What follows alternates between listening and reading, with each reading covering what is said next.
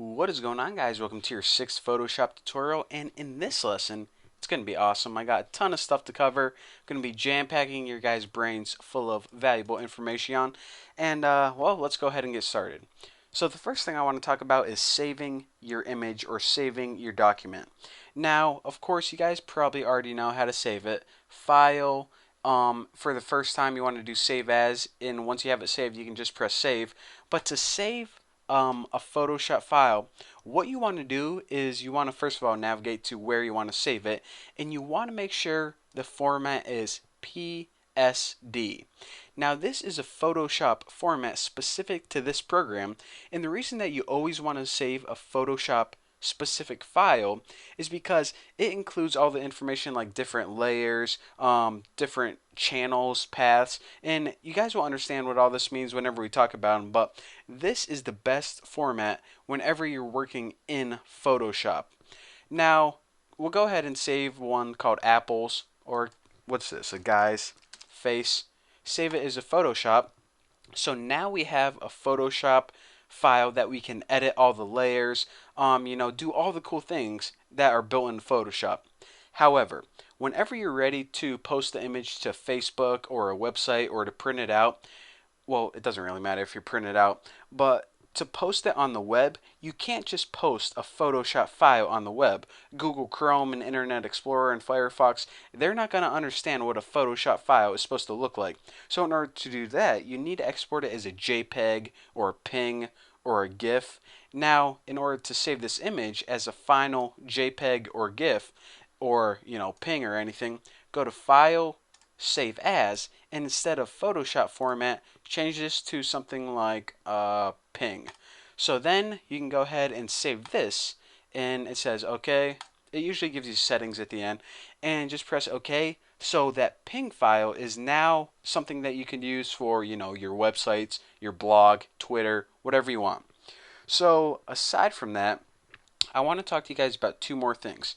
The first thing is how to find updates and patches in Photoshop.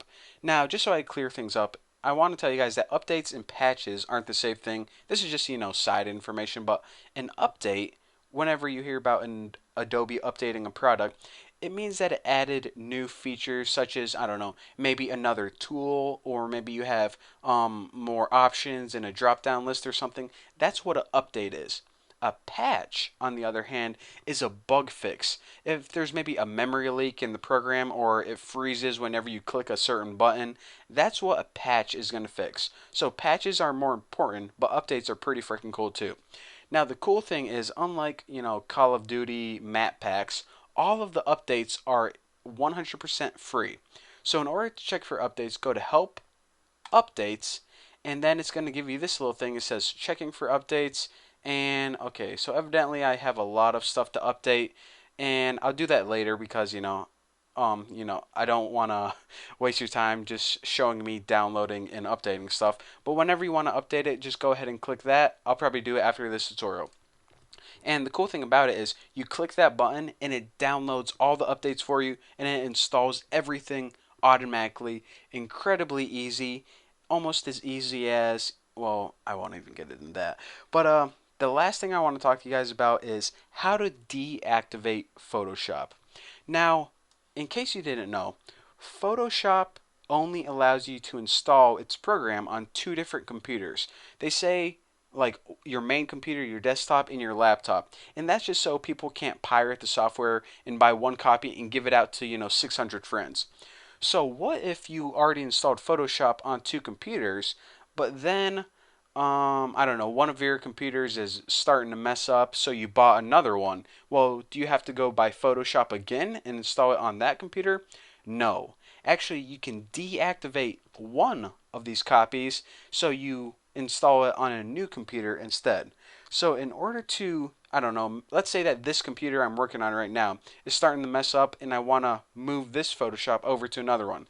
We have to deactivate this one first by going to Help, Deactivate, and once you're in here, it's going to say, okay, do you want to deactivate it? And then you press that, and that's how you do that. So, this was a tutorial not really on Let me just, do you want to quit? Yes. Not really on, how to edit images, but it's really important information that you need to know if you want to become an expert Photoshop user. So in the next tutorial, we're going to be jumping back into editing images, learning how to do some cool stuff. But for now, thank you guys for watching. Don't forget to subscribe. And by the way, I got a Bloodhound puppy today. So if you guys want to check out my vlog, you'll see it there. It's freaking adorable. So anyway, thank you guys for watching. Don't forget to subscribe, and I'll see you guys later.